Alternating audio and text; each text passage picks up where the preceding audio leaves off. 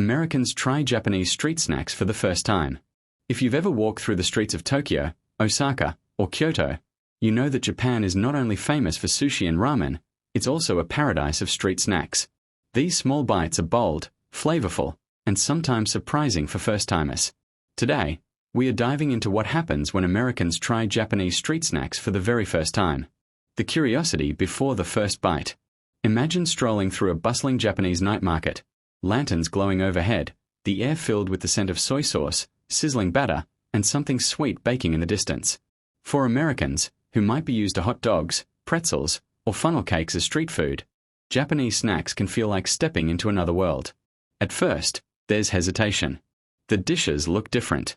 Some are skewered, some are grilled right in front of you, and others are shaped like tiny desserts you'd expect in a bakery rather than on the street. But the excitement of discovery takes over, and that's where the fun begins. Takoyaki, the octopus balls that win hearts. The journey usually starts with takoyaki.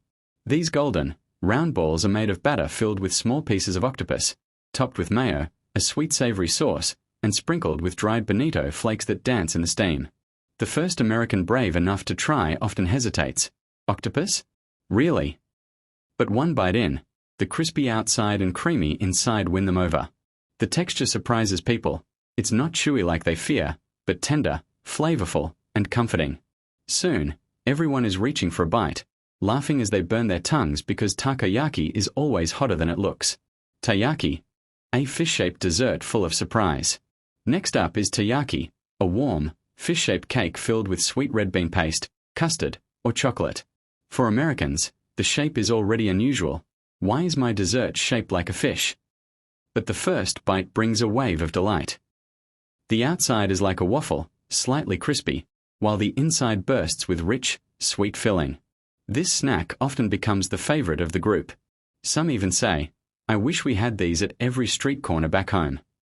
The combination of playful design and delicious taste makes taiyaki unforgettable. Yakitori, simple but irresistible. Then comes yakitori, skewered chicken grilled over charcoal. At first glance, it seems familiar. After all, grilled meat on a stick isn't far from what Americans know. But the seasoning, often a mix of soy sauce, mirin, and sugar, makes it uniquely Japanese. What surprises first-timers is how juicy and smoky it tastes compared to typical fast food skewers. Some versions even include chicken skin or liver, which sparks mixed reactions. Still, the general verdict? This is street food done right.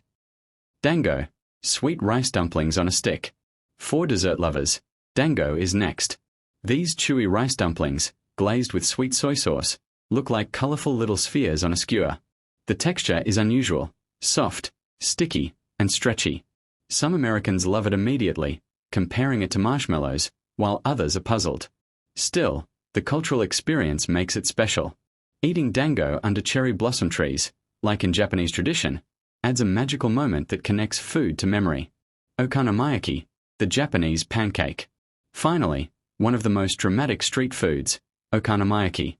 Sometimes called the Japanese pancake or pizza, it's a savory dish made of batter, cabbage, and meat or seafood, topped with mayonnaise, sauce, and bonito flakes. For Americans, the size and toppings make it feel like a full meal rather than just a snack. The first bite usually shocks them. It's hearty, smoky, and packed with umami.